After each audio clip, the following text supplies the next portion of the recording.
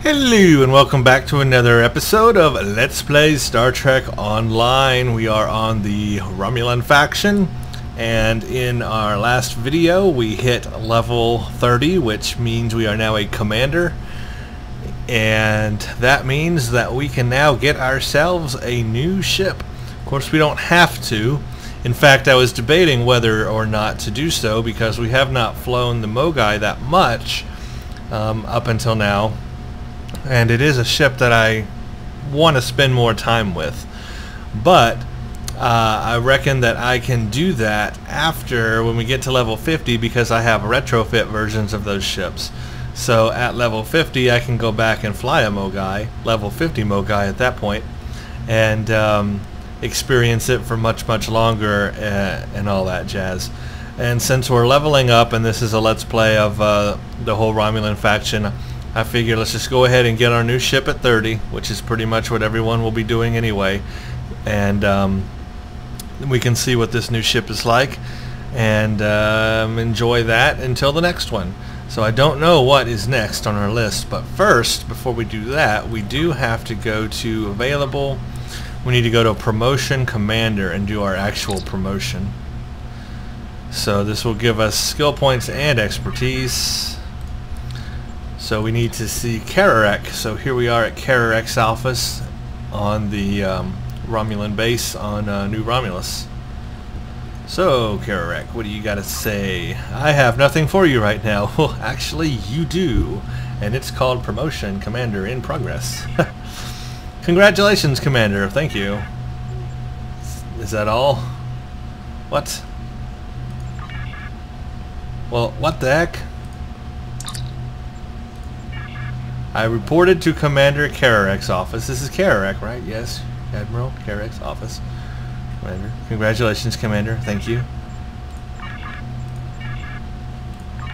What? Okay, something is wrong. Report to Cararek. Speak to Cararek. And you will receive that. Okay, yes. That's what I'm doing. I'm here. Here's Cararek. I am talking to you, Cararek. I am hitting this, and nothing happens. Oh great, it's a bug. What is going on here? Oh goody. This is just what I wanted. Grr. Okay, what do you do when Cararek is not working? Let's beam up and back down.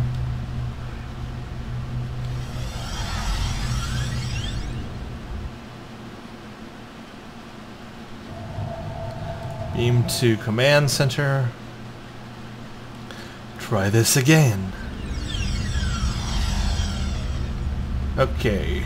Promotion. Commander. Report to Admiral Cararek's office.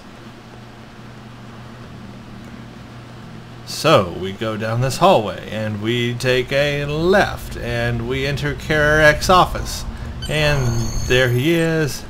And now we do talk to Admiral Cararek. Finally.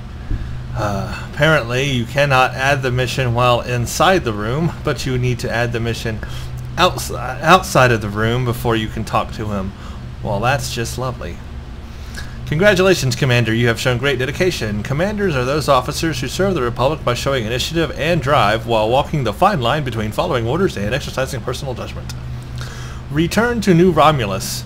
I wish to personally authorize you for a new vessel and new responsibilities. Well, I am at New Romulus. Speak to the ship requisitions officer if you want to requisition a new starship. Yes, gold members, blah blah blah. You get a free costume change and a free respect token. Okay, there we go. Now we're doing. Go to the rotunda. Really? Go to the rotunda? Is that this place? Take turbo lift to Shuttle Bay.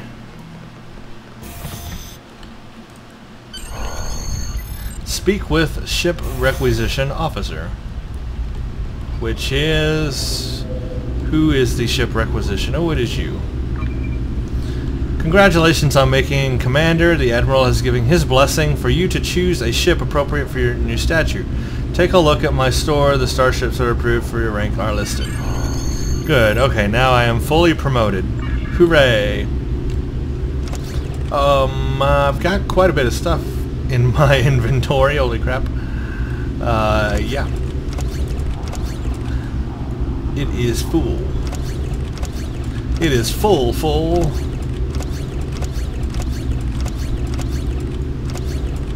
I caught so many of these satellite turrets. Mayhaps I should start using them.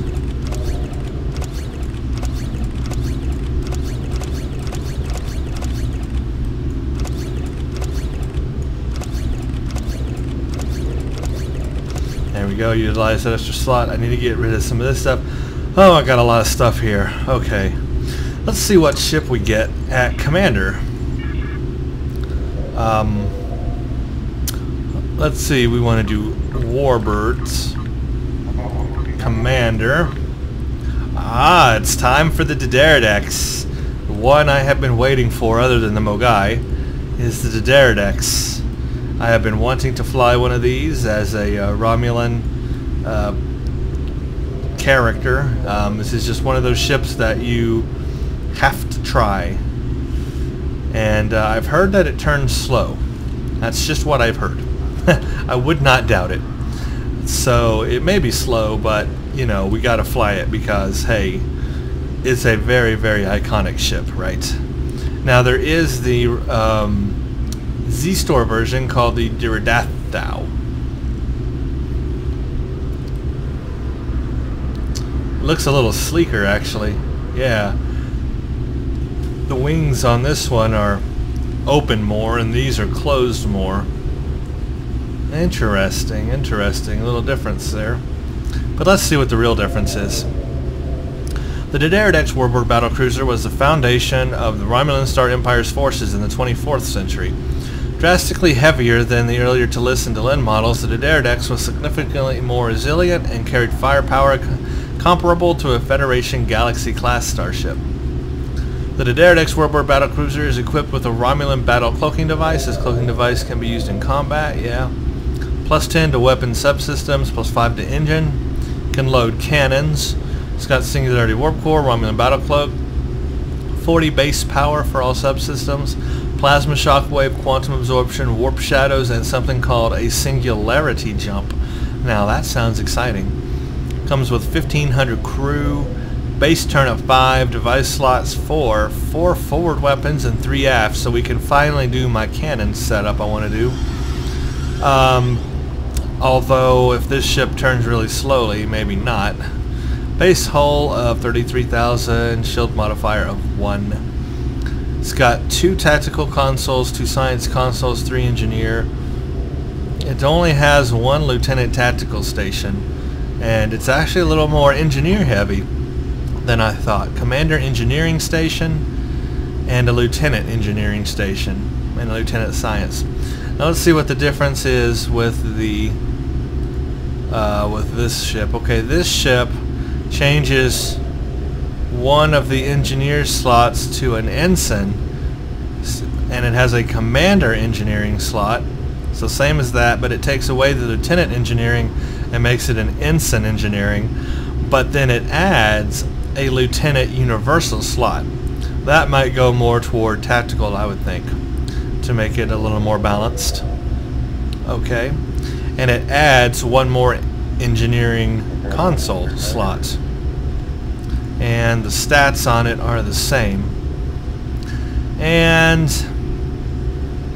let's read a little bit about it. The Diridathau Warbird battlecruiser is an upgraded Dideridex. The Diridathau class of ships is named after the IRW Diridathau, the Romulan flagship during the Battle of Cardassia.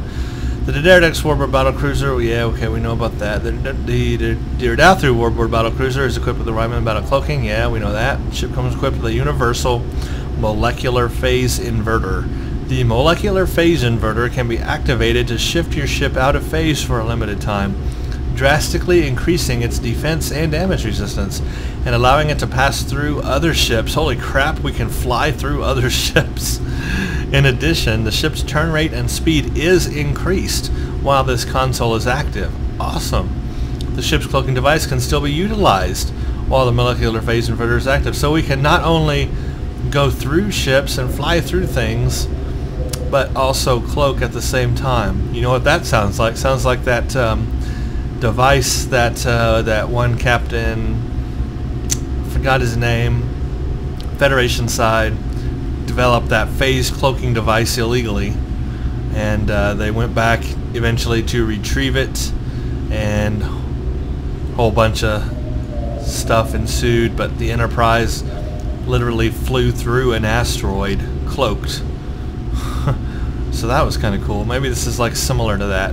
If so, awesome. And it also has singularity jump as well.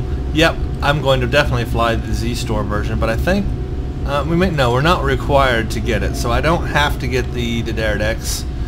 So I'm just going to go straight for our wow. That's the Tavaro. Here we go. Daredathu Warbird battle cruiser. That's it right there. Cool. Now we have it. Awesome. Now we need to take everything off of this ship and put it onto our new ship. Before I do that, I want to sell what's in my inventory and get rid of that stuff.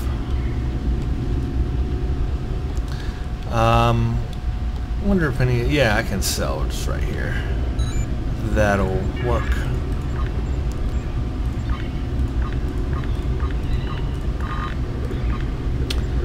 Yeah, just sell it, sell it, sell it.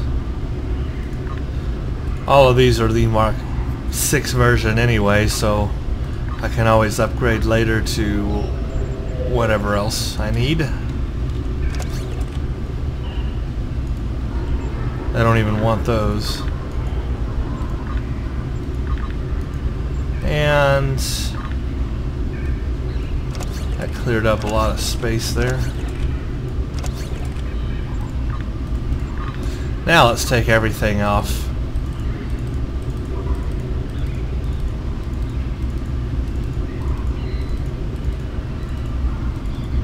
Oh, that goes with that chip. Okay, everything is off. Rename this. This was called the Valdor. So we will rename it back to the Valdor. Good, now we can go change ships. Are you the ship changer guy? No. Must be you. There you go. Okay. There we go. There's our new ship. Ready Starship. Awesome. Now, let's see what we got here.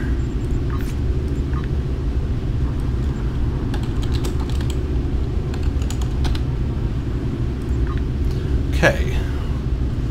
Well, we have definitely a lot of forward weapon slots now to figure out how we're going to fly that. I don't know yet, actually, how I'm going to do this, because if this ship turns slowly, cannons may not be the best option. I may want a couple of beams on there, but if it can turn around quick enough, then I don't know. I just don't know, because I've never flown this ship before. I'm not familiar with it. So let's just start with what I've already had on my other ship. Until I figure out what I'm going to do, I don't want to buy new weapons until I ultimately figure out what I'm going to do with this ship, or how I'm going to equip it. Because this is totally new to me, this ship. Totally new build I've never had before. So, right now, definitely, I am all cannoned up. Maybe I should have saved a my replicator. I'll see if I can retrieve. I'm thinking now I do want at least one beam on there, just in case. Maybe two beams. Let's take back that plasma beam, and also this other plasma beam, because I just don't know yet how this thing's going to behave.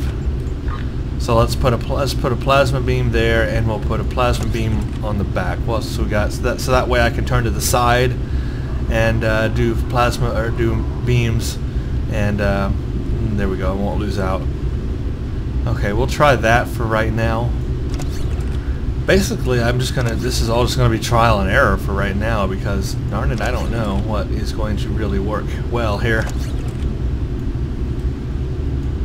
I may end up changing everything on this, but got a lot of device slots. That's awesome. I can start really using these turrets, satellite turrets. And I've got another science slot, and I got 2 engineering left, but I don't know what I'm going to fit them with yet, because I don't know how the ship's going to behave. I do have commander engineering. Wow. Wow, I really need to level Varel up. Is she my only engineering officer? Wow. And I have 2 engineering slots. I need to get another engineering officer. Wow. Okay. Okay. Interesting. Let's put Tovan there. And I would like to have another tactical. We'll put 6 of 9 there, and then we will have to customize their powers. Varel will have to level up and customize her powers. I don't even have another engineering officer right now. Sautra, you can be my science. Actually, I'm good with those powers. But yeah, the rest of you I'm going to have to figure out. And I'm going to have to level up. Okay. I got some work to do on this character. Alright. Let's go to my ship again, and let's just go into space real quick and see how it does turn. I'm really interested to find out.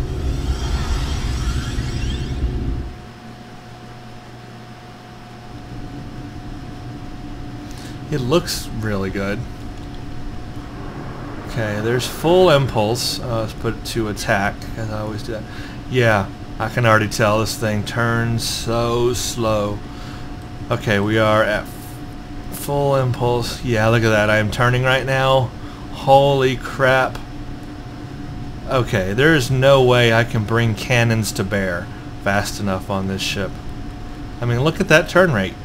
I cannot turn fast enough to get to my enemies to fire on them. Let's say this planet is my enemy. This is my turn rate. I'm never going to bring my cannons around fast enough to fire on it, because they have a very narrow arc, and that's just not going to work. This ship is not built for cannons, even though it can equip cannons. With this kind of turn rate, you cannot effectively use cannons. This ship is going to have to be a beam ship. Wow, look at that. It took that long to turn around.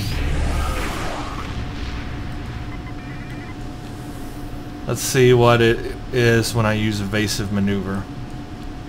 So let's see. Let's hit evasive maneuver and turn. Okay, it's a lot better with evasive maneuver. I could potentially do it with that, but then it runs out 3/4 of the way. It will not make a full turn with evasive maneuver, and then I have a 40-second recharge on that, and then I'm stuck turning this slow. Yeah, I don't think I can do cannons on this ship. As much as they would be awesome, this ship turns way too slow to be able to effectively use cannons. I mean, you could do it, but I mean effectively it would be really hard. I think I'm going to have to sell all my weapons that I have, and for this ship, for commander level, I think I'm going to have to go back to beams. Now I can do a lot of beams. I can do like 3 beams up here and 3 beams back here, or a torp and 2 beams, that's what I'll probably do. So I can have a lot of beams, and that's just the way I'm going to have to go, because this thing that's not going to work for me. I can't fire cannons like that. So let's look real quick at its special power. I guess we can't. Singularity jump we can't do anything with right now. What was its other power? I wanted to see if we could maybe look at it while we're in space here before we get into battle. Molecular phase inversion, that's it. Let's put it down there. Yeah, we can activate it. Wow. That's a cool effect. It looks like it doesn't last very long. But I can... That is so cool. And it does turn faster with it on, like it says, but not a whole lot. Still slow, and it only lasts 15 seconds, so... And then it has a 3-minute cooldown. Yeah, I'm going to have to go with beams on this ship. I have no choice. It just turns way too slow to bring my cannons to bear on enemies. So, that has taught me something right there. And I don't like these two little things up here. I don't know, it looks like it's got like little antennae or something on it. I just don't like that look. I think I'm going to customize the ship and see if I can take those off. It'll make it look more sleek anyway. Okay. Well, I know what work is ahead of me now. I need to sell weapons, sell things. I need to buy beams. I need to level up characters. I need to spend skill points on them. I need to change their powers. And I need to do all of that junk to get this character ready to go for the next mission. So what I'm going to do is I'm just going to pause the video actually, and I'm just going to do all of that now, because if I record all of it, it's just going to be boring. It's going to take a long time. This will be another 2-hour video. It would just, yeah, it's going to take me a lot of time to tweak all that. But what I will do is I will do all that junk, and then I will come back and we will look at, I'll go over what I've done, and just go over everything so that you'll know what I've done, and I'll explain why I've done what I've done, and that will then prepare us for the next mission. So stay tuned. This video will continue for you in a second. For me, it'll probably take me an hour to get all this done. So I will see you in literally your time, just a second. Alright, and welcome back everybody. So I have finally done everything I think that I can do to get us ready for the next missions at Commander 30. As you can see, I was unable to get rid of the 2 antennae on the top of this ship. There are only 3 things that you can change on this ship visually, and that is the nose, the hull, and the nacelles. And you can only change them between the Dederdex look or the Diridathau look. So there's only 3 options, and if you change the hull, it does make those go away, but you have the Dederdex hull, which has the bigger wings where it's wider, and it changes the whole look of the ship. So unfortunately not able to get rid of that, but we'll just have to deal with that. So here's what I've done to my ship. First of all, I did look at the regular stores that you can buy equipment at New Romulus, and they only have for energy credits, they only have odd marked items, which means we are Commander now.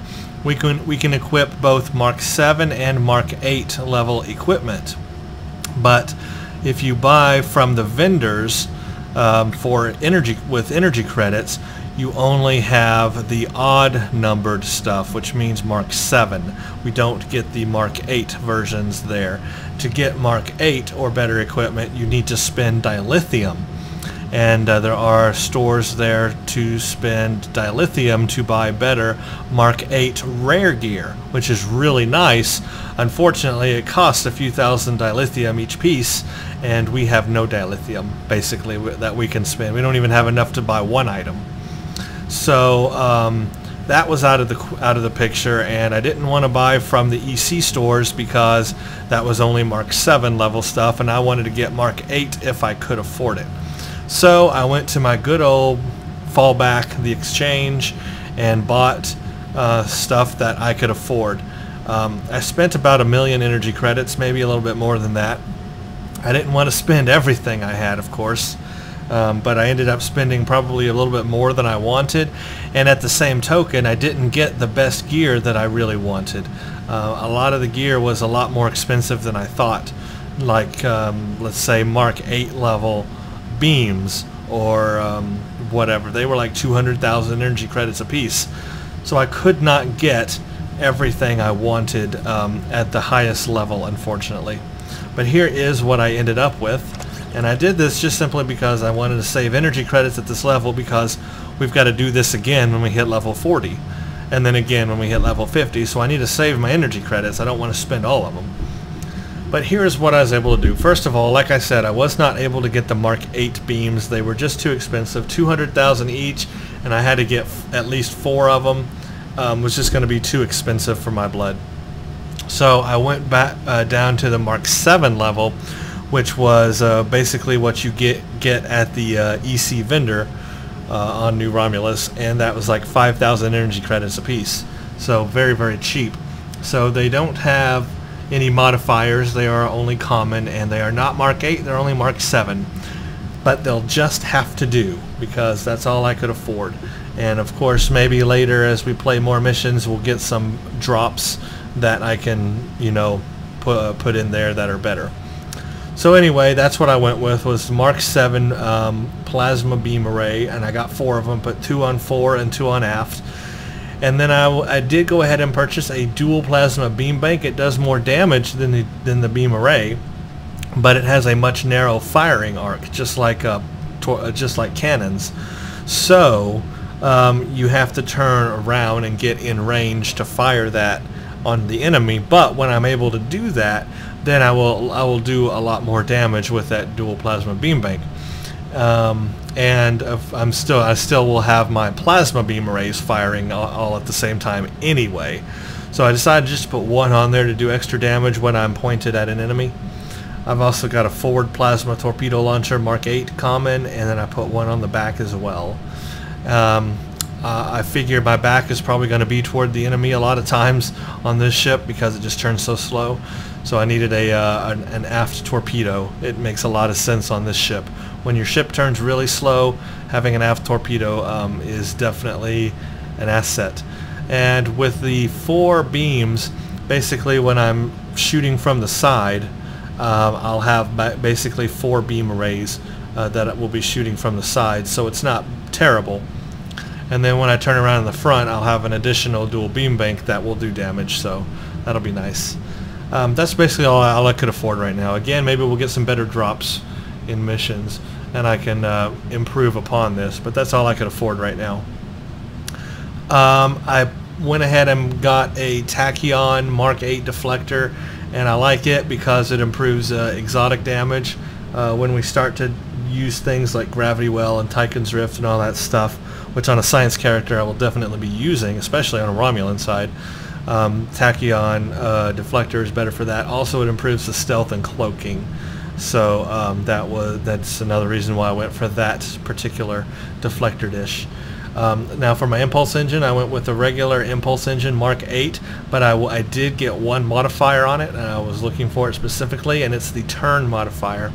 It basically gives, not a lot, but plus 0.13 flight turn rate. So not a lot. Really, you can barely even notice that it has improved anything. I don't even notice it, to be honest with you, but fact is, it's there, it exists. Technically, it is giving me plus 0.13 flight turn rate over what I already have.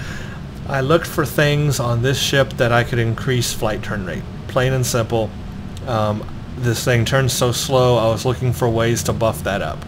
So this was just one way that I could do that, was getting that turn modifier on the impulse engine. I also went with a Mark 8 Singularity Core that has more power to engines. This is the Hyper Injection Core, and it has plus 5 to 15 engine power, so it increases my engine power.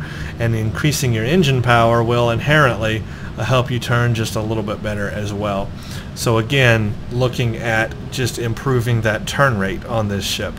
So the impulse engine with the turn modifier and the hyper injection singularity core with the higher engine power. For shields, I'm just using a common covariant shield array. It's got the better shield capacity because it's a covariant shield. Any ship that moves really slowly like this, you want covariant. You want to have the best shield capacity that you can get.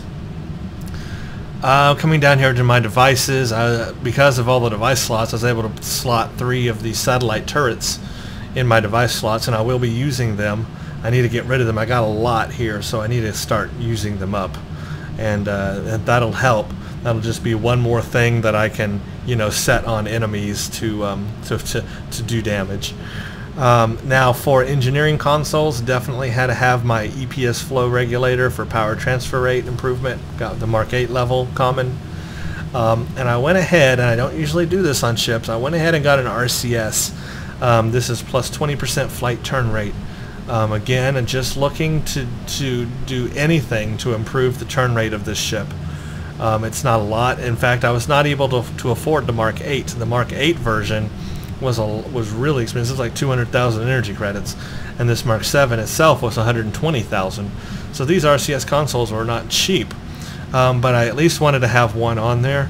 Again, just trying to improve the turn rate of this ship. That's the only goal with that right there. And then I was able to get a Mark 8 polyduranium alloy, which gives me kinetic and energy damage resists. And then for the science consoles, I went with something a little different as well. I don't usually go with these 2 consoles, but I went with them this time.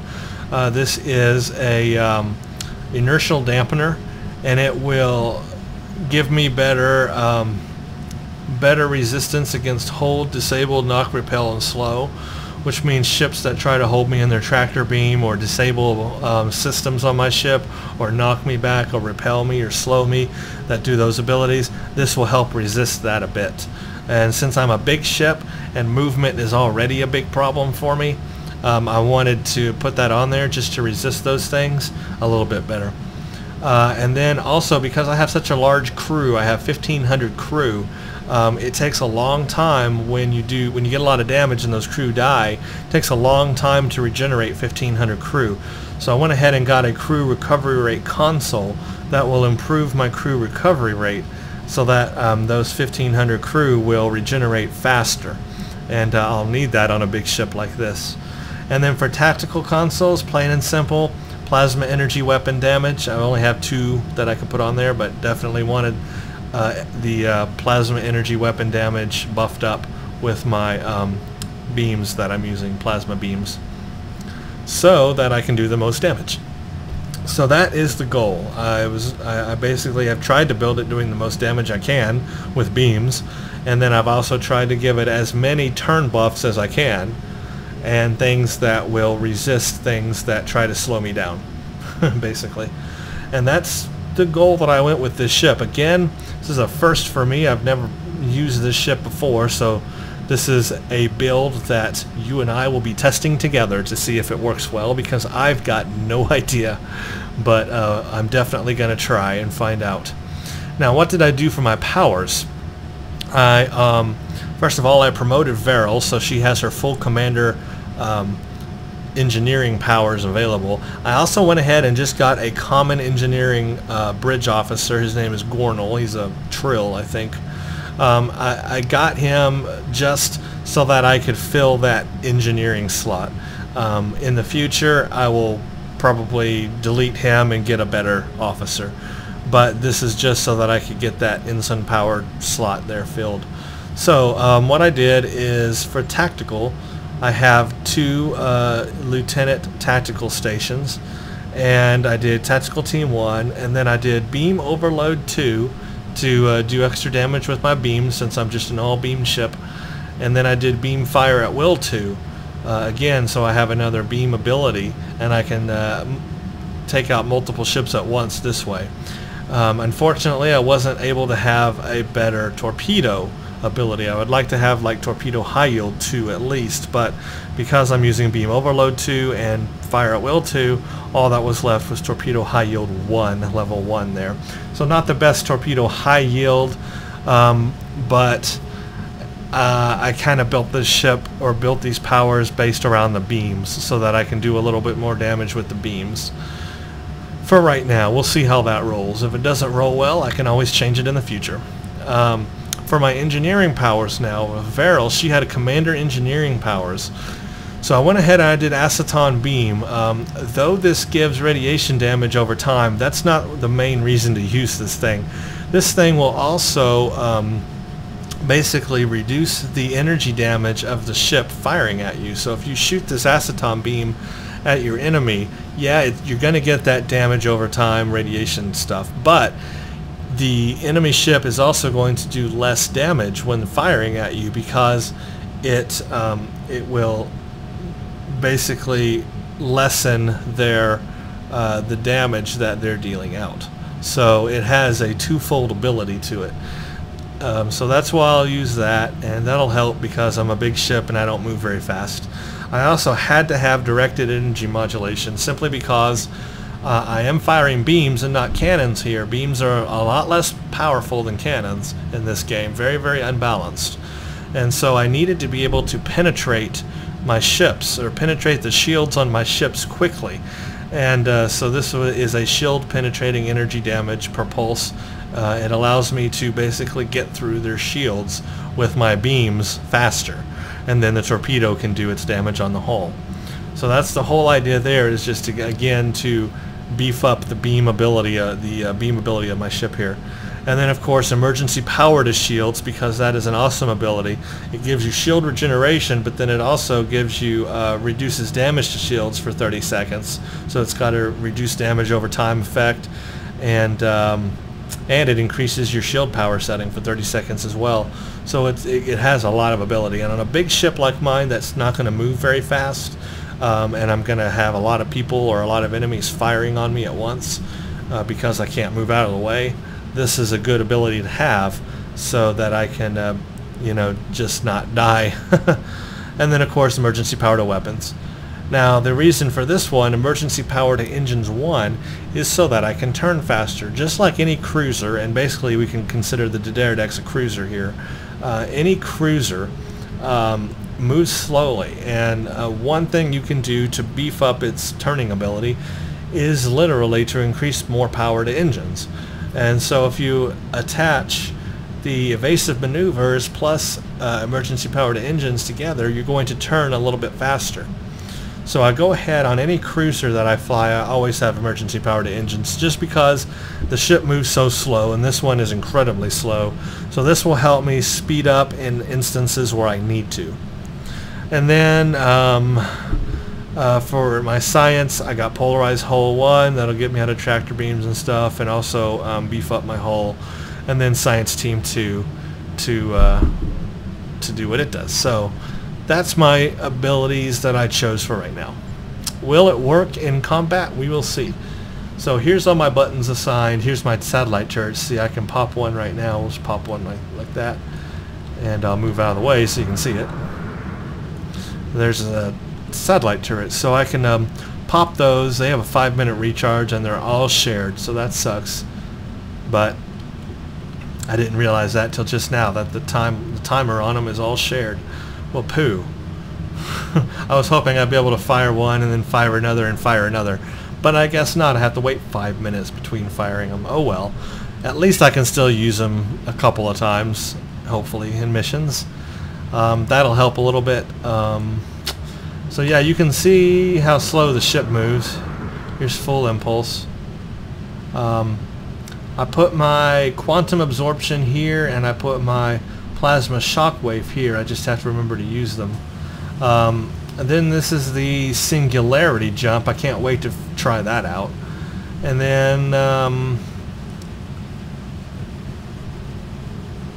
the warp shadow. Oh yeah, warp shadow. I forgot about that. I guess I can add that button there. But warp shadow, which is also available right here anyway, is right there.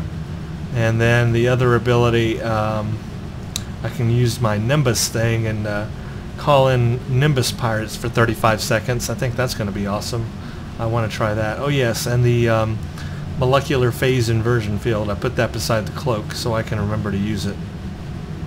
But anyway, let's aim toward the planet, and this is with my turn buffs. Let's look real quick at my movement, but I've got turn rate is 7.8 degrees a second, and this is how slow that is, right?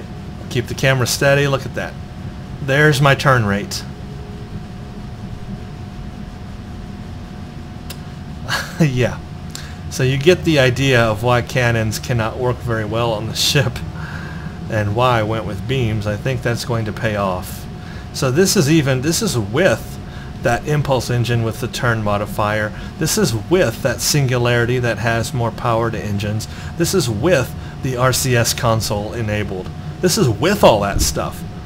So the turn rate without all this stuff is even worse. I mean, that's with all that stuff. And it still sucks. But you can see that if I add, I'll start turning again and add emergency power to engines. See, that speeds up the turn just a little bit, and then I can put evasive maneuvers into that, and I should be able to turn all the way around before it runs out. Yeah, and then it'll run out. So that helps a little bit. And that emergency power to engines will just help me move faster anyway. So yeah, I mean, it turns like a dog. So that's my movement. If we actually, it's I forgot I gotta move for it to show.